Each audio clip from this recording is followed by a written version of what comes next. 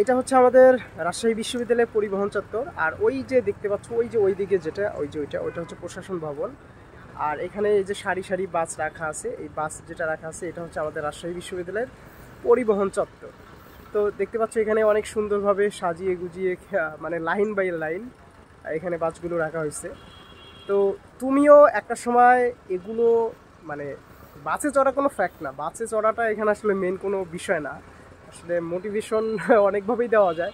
তো বাসে চড়া এটা আসলে মোটিভেশন না, মোটিভেশনটা হচ্ছে এই যে বাসটা দেখতে পাচ্ছ, এইটার মধ্যে তোমার একটা পজিটিভনেস, একটা আইডেন্টিটি বা একটা ওনারশিপ তৈরি হবে। তুমি বলতে পারবা যে এটা আমার বাস বা আমার ভার্সিটির বাস।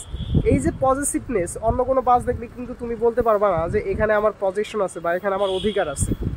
কিন্তু এটা একমাত্র বাস যেখানে তুমি চান্স পেলে তোমার একটা পজিটিভনেস কাজ করবে, তোমার একটা অনুভূতি কাজ করবে। বাসটা তোমার পাশ দিয়ে গেলেও মনে হবে যে এটা আমার ভার্সিটির বাস বা আমার এখানে পজিটিভনেস আছে, কালেকটিভ ইন্টারেস্ট আছে।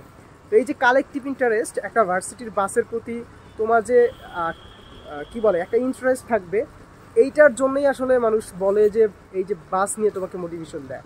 অর্থাৎ এখানে এই বাসটা চড়াটা কোনো ফ্যাক্ট না, এই বাসের স্টুডেন্ট হওয়া বা এই বাসের একটা আইডেন্টিটি তৈরি হওয়া, এইটাই হচ্ছে মেন কথা। অর্থাৎ তুমি একটা বিশ্ববিদ্যালয়ে পড়ো মানে সেই বিশ্ববিদ্যালয়ের প্রতি তোমার একটা ওনারশিপ ক্রিয়েট হবে। সেখানে তুমি যত দিন বেঁচে থাকবা তুমি বলতে পারবা যে আমি ওই বিশ্ববিদ্যালয়ের স্টুডেন্ট ছিলাম, আমি ওই বিশ্ববিদ্যালয়ে পড়াশোনা করছি এবং আমি ওই বিশ্ববিদ্যালয়ে একজন গর্বিত শিক্ষার্থী। এই যে যে বলা, এই বলার মধ্যেও একটা কি আছে, সেলফ স্যাটিসফ্যাকশন আছে।